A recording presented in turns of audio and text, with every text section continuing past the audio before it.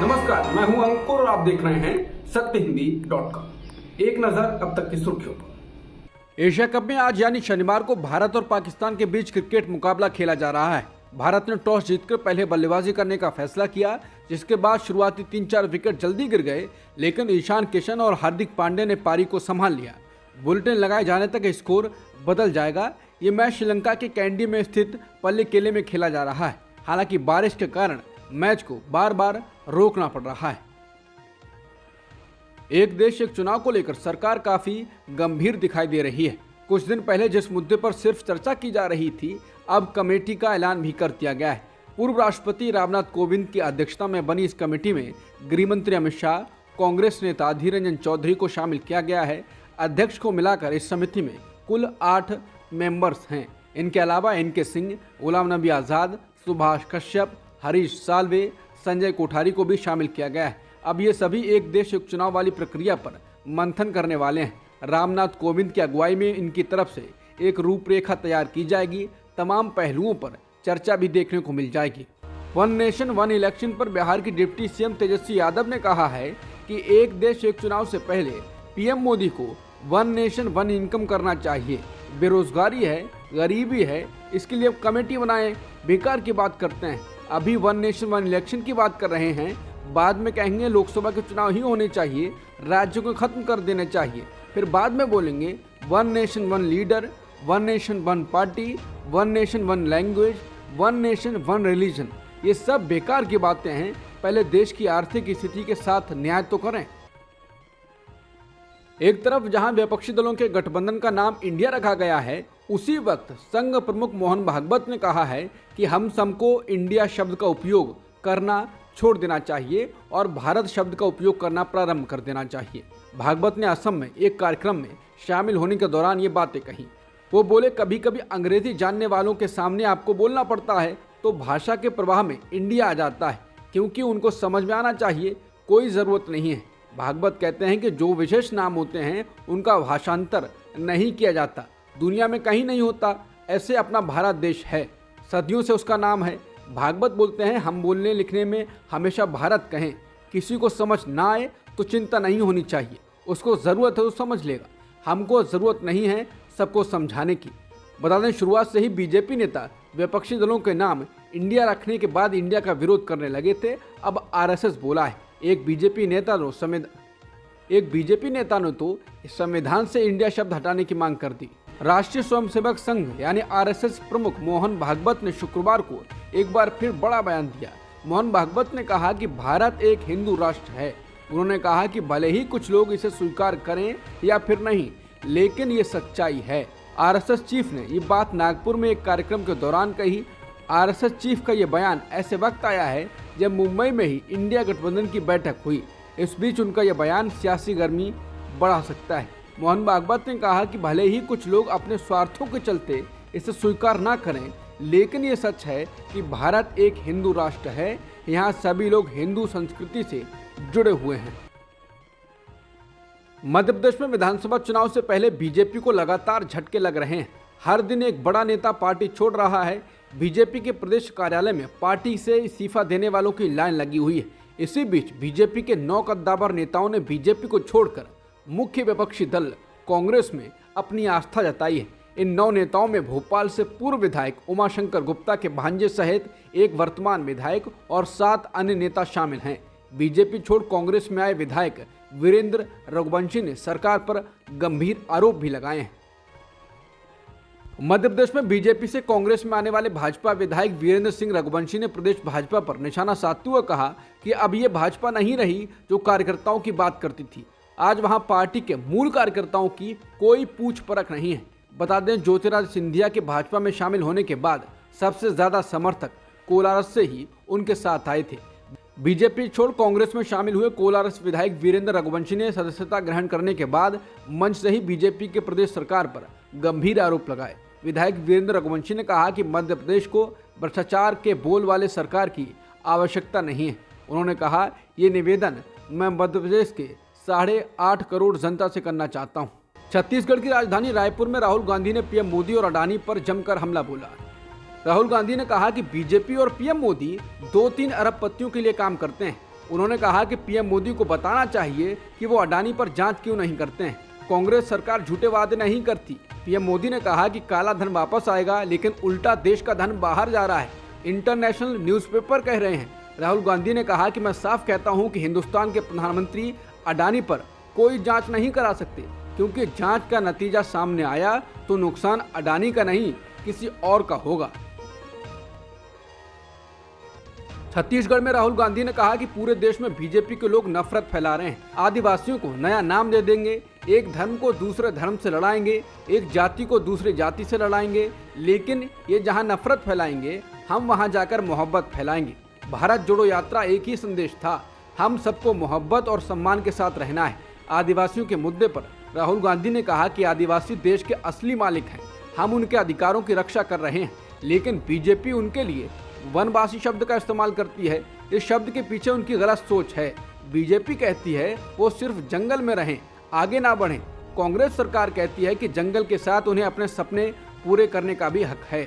वसुंधरा की धार्मिक यात्रा के बाद राज्य की राजनीति में नया मोड़ ये आया कि भाजपा नेतृत्व उन्हें सवाई माधोपुर में शनिवार 1 सितंबर को यात्रा की शुरुआत करते हुए मंच पर ले आया। जबकि यात्रा का ऐलान करते समय वसुंधरा के बारे में भाजपा ने चुप्पी साध रखी थी। 4 जिलों की किसी भी यात्रा में वसुंधरा को नेतृत्व करने का मौका नहीं दिया गया, लेकिन शुक्रवार को वसुंधरा के तेवर को देखकर भाजपा नेतृत्व ने उनको शनिवार को बुलाया। उन्हें भाजपा के राष्ट्रीय अध्यक्ष जेपी नड्डा ने अपने बगल खड़ा किया, लेकिन वसुंधरा खुद को बुलाए जाने को बहुत महत्व देती नहीं दिखाई दी। वसुंधरा गुट उन्हें भाजपा की सरकार आने पर भावी सीएम के रूप में पेश करने की मांग पहले से ही कर रहा है और कहा जा रहा है कि वसुंधरा को बीजेपी जब तक सीएम उम्मीदवार घोषित नहीं करेगी, उनकी ओर से बागी तेवर दिखते रहेंगे। अब सबकी नजर वसुंधरा राजे पर टिकी हुई है। बता दें, कुछ दिन पहले वसुंधरा समर्थक ने भी केंद्रीय मंत्री पर हमला बोला था। वसुंधरा राजे ने भी अपनी धार्मिक यात्रा में राजनीतिक प्रदर्शन और कटाक्ष करने की कोई कमी नहीं छोड़ी है। बड़ी संख्या में पार्टी कार्यकर्ता और राजे के समर्थक उनके स्वागत के लिए 3 मंदिरों में जमे हुए हैं। इस दौरान उन्होंने कहा कि देवताओं का आशीर्वाद और जनता का आशीर्वाद मेरे लिए बहुत महत्वपूर्ण है। अगर मेरे पास ईश्वरीय आशीर्वाद है तो मेरे रास्ते में कोई बाधा नहीं आएगी। राजे की मीडिया टिप्पणी को 4 यात्राओं में से किसी में भी उन्हें नेतृत्व की भूमिका नहीं देने के भाजपा के फैसले पर उनकी प्रतिक्रिया के रूप में माना गया है। हालांकि ये साफ नहीं है कि वो और उनके समर्थक भाजपा की परिवर्तन यात्राओं में भाग लेंगे या नहीं लेंगे, लेकिन वसुंधरा को सीएम ना घोषित करना बीजेपी के लिए मुश्किल खड़ी कर सकता है। चुनाव के आस पड़ोस होने पर जब धुर विरोधी पार्टियों के नेता एक दूसरे से मिलते हैं तो चर्चा होने लगती है। कुछ ऐसी ही चर्चाएं राजनीतिक गलियारों से लेकर सोशल मीडिया तक तेज होने लगी जब कांग्रेस पार्टी के सांसद गौरव गोगोई की मुलाकात राजस्थान की पूर्व सीएम वसुंधरा राजे से हुई। दोनों नेताओं का आमना सामना उदयपुर एयरपोर्ट लाउंज पर हो गया। बस फिर क्या था, तस्वीरें बाहर आईं तो चर्चा में आ गई। दोनों बैठकर एक दूसरे से बात करते रहे, जिसके बाद लोगों का कहना है कि वसुंधरा राजे से मुलाकात ना ही कोई इत्तेफाक है और ना ही कोई राजनीतिक शिष्टाचार। चुनाव के इतने करीब से इत्तेफाक या शिष्टाचार नहीं होते हैं। इसके अलावा गौरव गोगोई ने भी अपनी पोस्ट पर ये लिखा है कि श्रीमती वसुंधरा राजे से राजस्थान चुनाव पर बात की, जिसके बाद से सवाल उठने लगे हैं कि गौरव गोगोई और श्रीमती वसुंधरा राजे कौन सा पकवान पकाने वाले हैं। ये अभी जाहिर नहीं है, पर पकवान की रेसिपी का लेना देना हो चुका है, ये बात साफ दिख रही है। अगर सही पकवान पक गया तो राजस्थान में बीजेपी एक ऐतिहासिक दुर्गति की ओर चली जाएगी। बिहार के मुख्यमंत्री नीतीश कुमार ने शनिवार को कहा कि विपक्षी इंडिया गठबंधन 2 अक्टूबर को गांधी जयंती के अवसर पर एक राष्ट्रव्यापी कार्यक्रम आयोजित करेगा। उन्होंने कहा कि सीट बंटवारा विपक्षी दलों के भीतर कोई मुद्दा नहीं है और इस पर चर्चा जल्द ही शुरू होगी। नीतीश ने आगे कहा, मुझे संदेह है कि भाजपा समय से पहले चुनाव कराना चाहती है क्योंकि विपक्ष अब एकजुट हो रहा है। केंद्र सरकार डरी हुई है। बता दें, समझा जाता है कि सीट शेयरिंग को लेकर अगली इंडिया बैठक दिल्ली में हो सकती है। हालांकि ये अभी खबर आई थी, ये बैठक एमपी चुनाव के मद्देनजर भोपाल में हो सकती है, लेकिन अब विपक्ष के तमाम नेताओं ने संकेत दिए हैं कि ये बैठक दिल्ली में हो सकती है। दिल्ली में G20 की बैठक से पहले शहर की सुंदरता बढ़ाने के लिए शिवलिंग के कथित आकार वाले फव्वारे लगाने पर विवाद शुरू हो गया। केजरीवाल और आम आदमी पार्टी बीजेपी को निशाने पर ले रही है। हालांकि विवाद पर उपराज्यपाल वीना सक्सेना ने सफाई दी है। एलजी सक्सेना ने कहा कि आलोचना करना केजरीवाल सरकार की अपनी आदत है, करें, उससे हमें कोई फर्क नहीं पड़ता है। लेकिन एक बात जरूर कहूंगा कि जिसे वो शिवलिंग कह रहे हैं वो एक आर्ट पीस है, एक शिल्पकार की कल्पना है जो फव्वारे के रूप में लगी हुई है। उपराज्यपाल बोले, अगर आप भारत का कल्चर देखिए तो यहाँ तो कण में भगवान है, यहाँ नदियों को पूजा जाता है, पेड़ों को राखी बांधी जाती है, पत्थरों को पूजा जाता है। तो अगर आपको उसमें भगवान दिखते हैं तो बहुत अच्छी बात है, आप पूजिए। उन्होंने कहा कि मेरे लिए वो एक आर्ट का पीस है, तो कौन किस नज़र से देखता है उसके लिए मैं कमेंट नहीं कर सकता।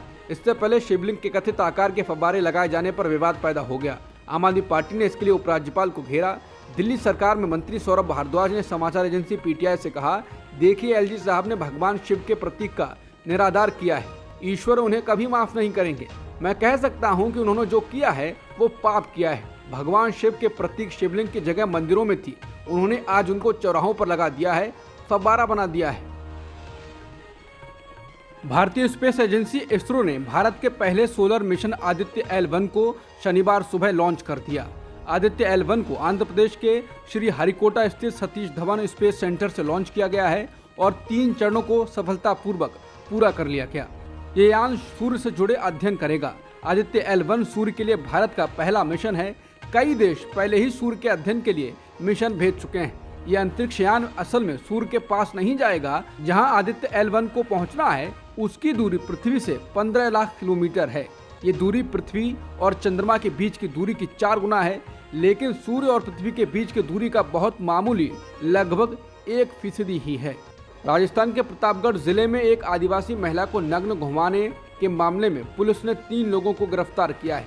रिपोर्टों के मुताबिक गिरफ्तारी के दौरान अभियुक्त तो घायल भी हुए हैं और उन्हें अस्पताल भर्ती कराया गया है। राजस्थान के मुख्यमंत्री अशोक गहलोत ने घटना का संज्ञान लिया था और सख्त कार्रवाई करने की चेतावनी दी थी। मुख्यमंत्री ने कहा था कि अभियुक्तों के खिलाफ फास्ट ट्रैक अदालत में मुकदमा चलाया जाए। गहलोत ने एक ट्वीट में कहा, प्रतापगढ़ जिले में पीहर और ससुराल पक्ष के आपसी पारिवारिक विवाद में ससुराल पक्ष के लोगों द्वारा एक महिला को निर्वस्त्र करने का एक वीडियो सामने आया। पुलिस महानिदेशक को एडीजी क्राइम को मौके पर भेजने एवं इस मामले में कड़ी से कार्रवाई करने के निर्देश दिए हैं। मुख्यमंत्री ने कहा, सभ्य समाज में इस तरह के अपराधियों की कोई जगह नहीं है। इन अपराधियों को जल्द से जल्द सलाखों के पीछे डालकर फास्ट ट्रैक कोर्ट में मुकदमा चलाकर सजा दिलवाई जाए।